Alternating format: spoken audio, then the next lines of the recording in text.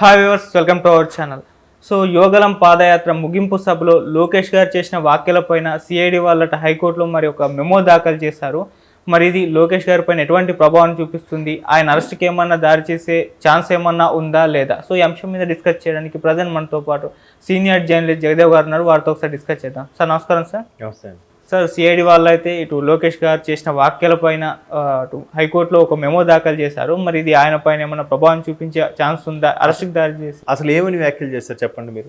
అంటే చంద్రబాబు గారి పైన అక్రమంగా కేసులు పెట్టి రిమాండ్కి తరలించారని చెప్పేసి ఆయన వ్యాఖ్యలు చేశారు. సో అక్రమంగా ఏముంది, ఇన్ని కేసులు ఉన్నాయి కదా అని చెప్పేసి వీళ్ళు ప్రూఫ్తో సహా అటు హైకోర్టులో పెట్టడం జరిగింది. అదేంటి అది ఇప్పుడు మళ్ళీ కొత్తగా ఇప్పుడు ఆల్మోస్ట్ ఆగస్ట్ ఎప్పుడండి ఆగస్ట్ 8 సంథింగ్ అప్పుడు కదా, అప్పటి నుంచి అక్రమంగా అరెస్టులనే వస్తుంది కదా, పేపర్లో వస్తుంది, ప్రతి ఒక్క నాయకులు చేస్తున్నారు, చాలామంది విశ్లేషకులు కూడా అదే మాట చెప్పారు కదా. మళ్ళీ ఇప్పుడు కొత్తగా ఈయన అనేది ఏంటి, దీని మీద వీళ్ళు దాఖలు చేయడం ఏంటి అంటే ఏదో ఒక విధంగా ఆయన్ని లోపల వేయాలని ప్లాన్ అని అర్థమవుతుంది కదా, క్లియర్ అది.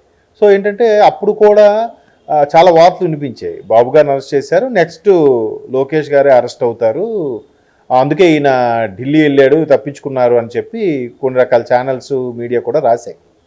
సో అంటే అందుకే ఈయన కూడా తండ్రి బెయిల్కి సంబంధించి ఢిల్లీ వెళ్ళారు, అందుకే యువగలం కూడా మధ్యలో ఆపేశారు. అఫ్కోర్స్ నిన్నటితో అది గ్రాండ్ సక్సెస్ ఇదైంది అనుకోండి. సో ఇది అప్పటి నుంచి చాలామంది అంటున్నారు అంటే ఒకవేళ నిజంగా ఆయన తప్పు చేసి ఉంటే అరెస్ట్ చేయండి, బట్ అరెస్ట్ చేసే విధానం ఇది కాదని కూడా చాలామంది చెప్పారు. కాశ్మీర్ నుంచి ఫరూక్ అబ్దుల్లా వాళ్ళ నుంచి కూడా ఇక్కడ కన్యాకుమారి వరకు ప్రతి ఒక్కరు కూడా కదా, రాష్ట్రాలకి పార్టీలకి అతీతంగా అందరూ స్పందించారు కదా. మరి వాళ్ళందరి మీద కూడా వీళ్ళు చేస్తారా ఏదో మరి తెలియదు. మరి అంటే వాళ్ళందరూ వీళ్ళు రాష్ట్ర పరిధిలోకి రారు అని చేయట్లేదేమో మరి, అదే అంటున్నానండి, అది క్వశ్చన్ మార్క్. ఇప్పుడు ఎలా అంటే దాన్ని ఏమంటారు, ఇప్పుడు లోకేష్ గారిని ఎలాగైనా చెయ్యాలనే ఉద్దేశంలా కనబడుతుంది. మొన్న యువగలం అది క్లైమాక్స్ ఏదైతే ఉందో సభ, అది గ్రాండ్ సక్సెస్ అయింది.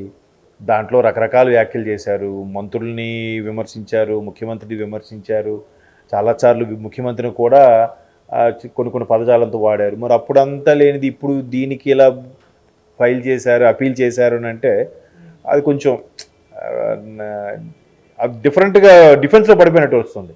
అంటే ఏంటి అది వాళ్ళ ఎజెండా ఏంటి, వాళ్ళ మోటో ఏంటి, అసలు ఈయన మళ్ళీ అరెస్ట్ చేయాలనుకుంటున్నారా, లేదంటే ఎందుకు ఇది చేస్తున్నారు అనేది నాకైతే అంత పరిజ్ఞానం లేదు. ఎందుకంటే చాలామంది అన్నారు కదా, మనం కూడా చూసాం, ఇది అన్యాయంగా అక్రమంగా అరెస్ట్ చేశారు అన్నారు. కొంతమంది అయితే ఆయన మిగతా నాయకులు ఆయన అటువంటి తప్పు చేసే వ్యక్తి కాదే, అటువంటిది ఆయన్ని అక్రమంగా అరెస్ట్ చేసినట్టుండే అన్నట్టుగా కూడా అన్నారు. ఇంకొంతమంది సిఐడి అలాగే కోర్టులు కూడా ప్రభుత్వానికి లోబడి పనిచేస్తున్నాయి అన్నారు. ఈవెన్ పవన్ కళ్యాణ్ గారు లాంటి వ్యక్తి అయితే ఇప్పుడు ఎవరైతే సోకాల్డ్ అధికారులు హైర్ అఫీషియల్స్ ఉన్నారో వీళ్ళందరూ గుర్తుపెట్టుకోండి, వీళ్ళందరికీ నెక్స్ట్ మా ప్రభుత్వం వస్తుంది, అప్పుడు ఎలా చెప్పాలో మేము చెప్తాము, జాగ్రత్త ప్రభుత్వ అధికారులు మీరు ఒక ప్రభుత్వానికి కొమ్ము కాయడం కాదు, న్యాయం వైపు ఉండాలి, మీరు ఇప్పుడున్న సంబరపడిపోకండి, నెక్స్ట్ మా ప్రభుత్వం వస్తుందని కూడా పవన్ కళ్యాణ్ గారు అన్నారు. ఇదే లోకేష్ గారు నా రెడ్ డైరీలో అన్ని నోట్ చేసుకుంటున్నాను, ఎవరెవరు ఏ అధికారి ఎలా బిహేవ్ చేశారో కూడా నేను నెక్స్ట్ మా ప్రభుత్వం వస్తుంది నేను చూపిస్తాను అని కూడా చాలా సందర్భాల్లో చెప్పారు. మరి అప్పుడు అవన్నీ చెప్పినగా అప్పుడు ఫైల్ చేయింది, ఇప్పుడు ఎందుకు ఫైల్ చేస్తున్నారు అనేది నాకైతే తెలియదు. అంటే ఏ సందర్భంలో అది కాకుండా ఇంకేమైనా వ్యాఖ్యలు చేశారా నేనైతే చూడలేదు. ఇంకా దాని గురించి సిఐడి వారి గురించి కానీ రాష్ట్ర పెద్దల గురించి కానీ ఇంకేమైనా అనకూడని పదజాలం ఏమైనా అన్నారేమో నాకు అది తెలియదు, అది మీరే చెప్పాలి.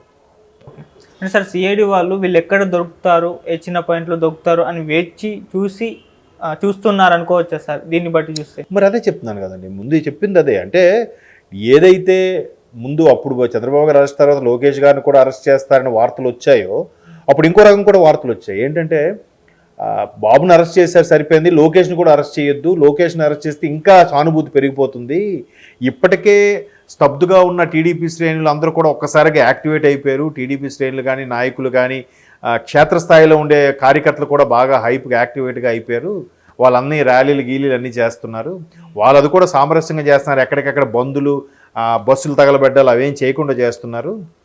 కాబట్టి సామరస్యంగా ఎక్కడ దొరుకుతారని కూడా చూశారు. మరోవైపు వీళ్ళు కూడా సామరస్యంగా చేశారు కాబట్టి వీళ్ళు క్రేజ్ పెరిగిపోతుంది ఇంకా లోకేష్ని కానీ అరెస్ట్ చేయొద్దు అని చెప్పి వైసీపీ ఎమ్మెల్యేలే కొంతమంది మొరపెట్టుకున్నారన్నట్టు కూడా అప్పట్లో వార్తలు వచ్చాయి కదా.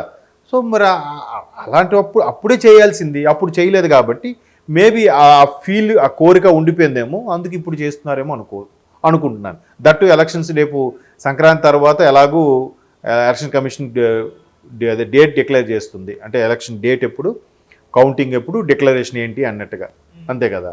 సో ఆ ఎలక్షన్ కోడ్ అమలయ్యే తేదీలు అవన్నీ కూడా అనౌన్స్ చేస్తుంది కాబట్టి ఈలోగా లోపలేస్తే కొంత క్రేజ్ తగ్గుతుందనో లేదంటే క్యాన్వాసింగ్కి వెళ్లకుండా ఉంటుందనో, మేబీ వాళ్ళ ఆలోచన విధానం ఎలా ఉండదో మనకు తెలియదు. సిఐడి వాళ్ళు కానీ ఎవరైనా ప్రభుత్వ తరపున అంతకుముందు ఆయన పేరు కూడా చాలాసార్లు వినిపించింది, ఏఐజీ వారు కదా, advocate general, assistant advocate general, ఆయన కూడా ఒకవైపే మాట్లాడుతున్నారు అన్నట్టుగా రకరకాల ఉన్నాయి. ఇవి అప్పటి నుంచి వినిపిస్తూనే ఉన్నాయి. అలాంటప్పుడు అందరి మీద కూడా చేయాలి కదా. మరి ఇది ఎంతవరకు కరెక్టో తెలియదు. మేబీ మీరు అన్నట్టు అప్పుడులో అరెస్ట్ కోరిక తీరలేదు కాబట్టి ఇప్పుడు తీర్చుకోవాలనుకుంటున్నారేమో, మరి వాళ్ళకి తెలియదు.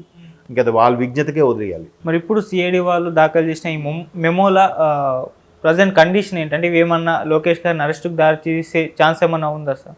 అది చెప్తున్నాను కదండి. అది మనం వాళ్ళు నిజంగా అరెస్ట్ చేయాలి లేదా పెద్దలు చెప్పిన దాన్ని బట్టి ఫాలో అయితే మాత్రం అరెస్ట్ చేయొచ్చు. మళ్ళీ అది లాండ్ ఆర్డర్ ప్రాబ్లం రావచ్చు, లేదు ఊరికే క్షేత్రస్థాయిలో ఇప్పుడు జనసేన టీడీపీ ఒకటయ్యాయి.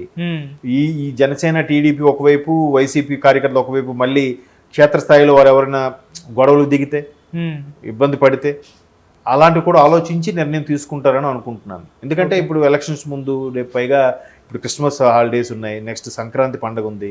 ఈ టైంలో అందరూ సరదాగా మంచి మూడ్లో ఉంటారు కాబట్టి ఇలాంటప్పుడు ఎందుకు డిస్టర్బ్ చేయడం అని అనుకోవచ్చు. లేదా ఇదే కరెక్ట్ టైము, ఎవరు కూడా పండగ వాతావరణం వదిలి ఇక్కడికి రారు కాబట్టి ఈయన అరెస్ట్ చేస్తే బెటరు, ఎవరు కూడా లోకేష్ కోసం రారులే అని అనుకోని ఆ యాంగిల్లో కూడా ఆలోచించవచ్చు.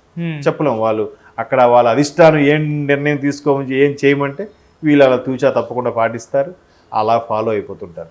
సార్ ఒకవేళ ఇప్పుడు ఆయన అరెస్ట్ అయితే కానీ టీడీపీ పైన ఇది ప్రభావం చూపిస్తుందా, లేకుంటే వైసీపీ పార్టీ పైన ప్రభావం చూపిస్తుంది? ఎవరికి ఎక్కువ ప్రభావం అంటే ఏ పరమైన ప్రభావం అంటున్నారు? నెగిటివ్ అయినా పాజిటివ్ అయినా?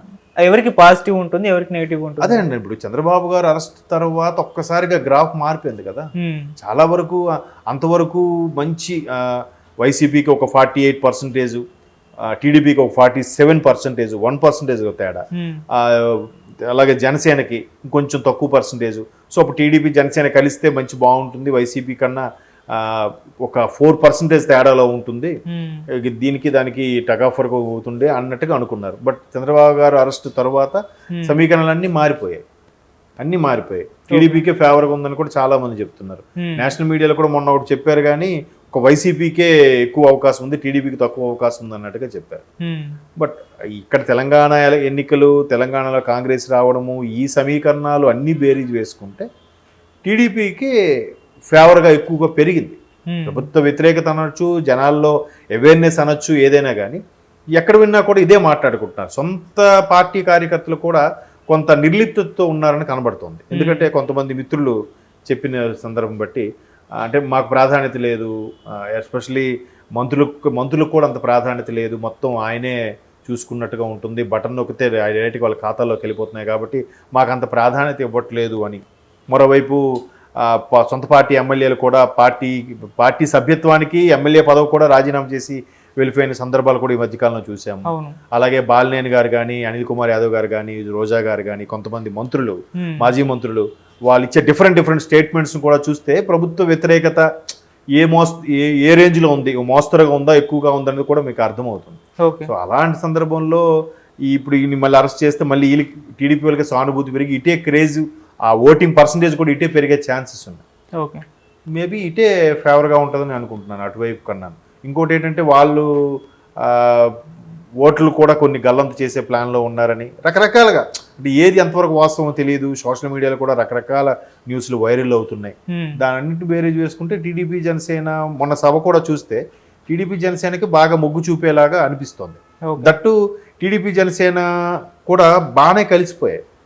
అంతర్గత కలహాలు, కుమ్ములాట్లు, మాకు కూడా ప్రాధాన్యత ఇవ్వట్లేదు, అరే జనసేన అటు కలిసిపోయింది కాబట్టి నాకు రావాల్సిన సీట్లు టీడీపీ వాళ్ళకి వెళ్ళిపోయింది అలాంటివి ఇవి రావట్లేదు. మేబీ ఇంకా ఎలక్షన్స్ ముందు అయ్యేటప్పుడు వస్తాయేమో, కానీ ప్రస్తుతానికి అవేం లేవు అని అంటే ఇండైరెక్ట్గా పవన్ కళ్యాణ్ గారు కూడా మంచి స్టేట్మెంట్స్ అవి ఇచ్చి, బాబు గారు మంచి విజనరీ ఉన్న పర్సను, చిన్న చిన్న భేదాభిప్రాయాలు తప్ప నాకు ఆయన దీంట్లో పనిచేయడం నాకు అభ్యంతరం లేదని చెప్పడం కూడా ఇవన్నీ ఓవరాల్గా చూస్తే టీడీపీ జనసేన అలయన్స్కే ఫేవర్గా పెరిగే ఛాన్స్ ఉంది రేపు పొద్దున లోకేష్ని అరెస్ట్ చేసినప్పుడు. Thank you so much sir.